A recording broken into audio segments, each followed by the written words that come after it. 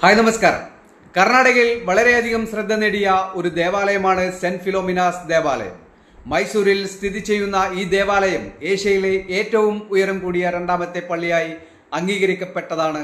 കത്തോലിക്ക വിശുദ്ധനും റോമൻ കത്തോലിക്ക സഭയുടെ രക്തസാക്ഷിയുമായ സെന്റ് ഫിലോമിനയ്ക്ക് ആദരാഞ്ജലി അർപ്പിക്കുന്നതിനായി ആണ് ഈ ഒരു ദേവാലയം നിർമ്മിക്കപ്പെട്ടത്. മൈസൂരിലെ ഏറ്റവും പ്രധാനപ്പെട്ട ചരിത്ര സ്ഥലങ്ങളിൽ ഒന്നായി ഇത് അറിയപ്പെടുന്നുണ്ട്.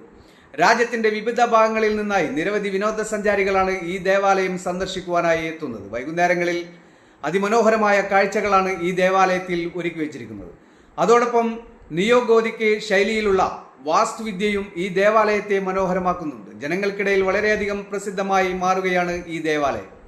ഇതുകൊണ്ട് തന്നെ 1933 അന്നത്തെ മൈസൂർ രാജാവായിരുന്ന ശ്രീകൃഷ്ണ രാജേന്ദ്ര മോദയാർ ബഹദൂർ നാലാമനായിരുന്നു നഗരത്തിലെ യൂറോപ്യൻ നിവാസികൾക്ക് വേണ്ടി